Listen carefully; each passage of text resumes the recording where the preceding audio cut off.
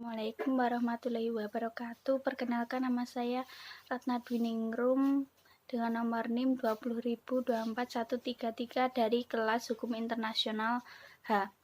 Di sini saya akan menjelaskan tentang perjanjian hukum internasional. Hukum internasional merupakan dasar hukum pembentukan dari sebagian besar hukum internasional modern. Perjanjian internasional dibentuk untuk memenuhi kebutuhan mendasar negara-negara untuk mengatur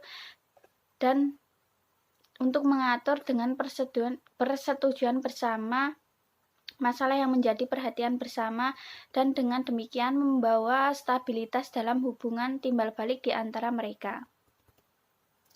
Sebagai instrumen untuk memastikan stabilitas dan ketertiban dalam hubungan internasional, perjanjian adalah salah satu elemen terpenting dari perdamaian dan keamanan internasional.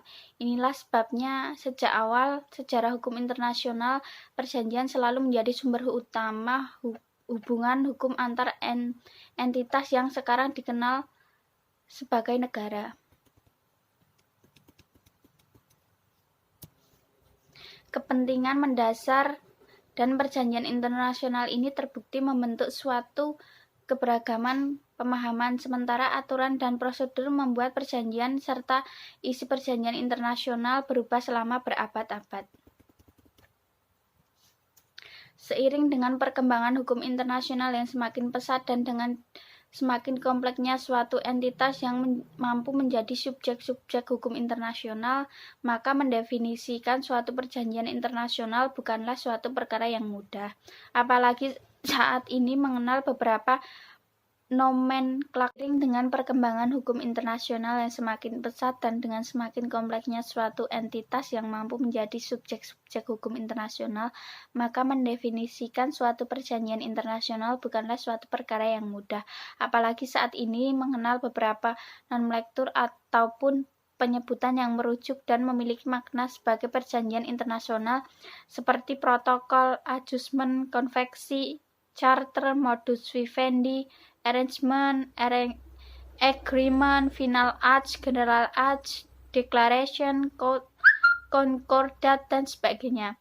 Beberapa perbedaan di antara nomenklatur tersebut yaitu: A. Treaty adalah istilah yang digunakan untuk perjanjian multilateral antar banyak negara yang substansi dan perjanjiannya tersebut sangat penting bagi para pihak. B. Convention atau konvensi merupakan perjanjian yang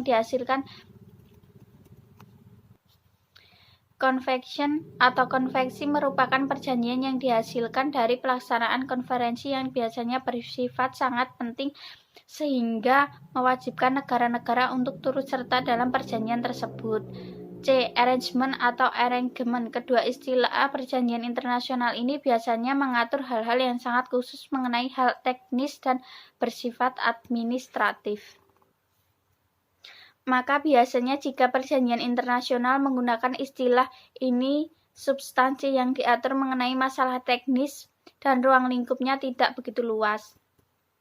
D. Memory of Understanding atau MOU merupakan perjanjian internasional yang kurang resmi atau informal sehingga bersifat non-legally binding, namun sekarang menurut perkembangan MOU sudah banyak digunakan sebagai perjanjian internasional yang bersifat formal dan mengikat.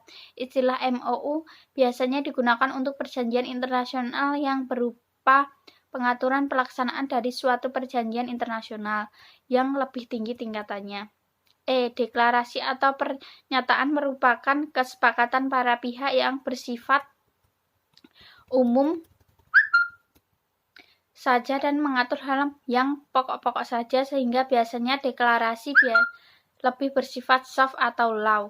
Perjanjian hukum internasional pada dasarnya terbagi ke dalam dua bentuk, yaitu yang tidak tertulis atau unwritten agreement atau oral agreement, dan tertulis atau written agreement. Wayan Prahita menjelaskan bahwa perjanjian internasional tidak tertulis adalah sebagai berikut. Pada umumnya merupakan pernyataan secara bersama atau secara timbal balik yang diucapkan oleh kepala negara, kepala pemerintah, atau menteri luar negeri atas nama negaranya masing-masing mengenai suatu masalah tertentu yang menyangkut kepentingan para pihak. Pernyataan sepihak oleh pejabat negara yang diterima secara positif oleh pejabat atau organ pemerintah negara lain. 4. Jenis perjanjian internasional.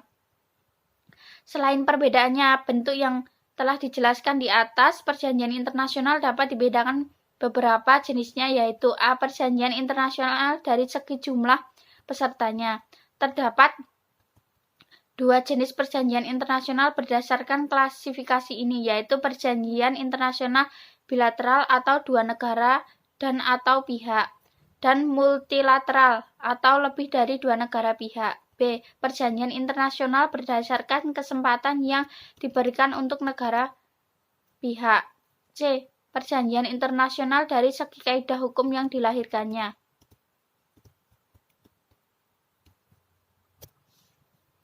D. Perjanjian internasional berdasarkan bahasa. E. Perjanjian internasional berdasarkan substansi hukum yang dikandungnya. F. Perjanjian internasional berdasarkan pemaraksaannya. Sekian penjelasan dari saya mengenai perjanjian hukum internasional. Terima kasih. Wassalamualaikum warahmatullahi wabarakatuh.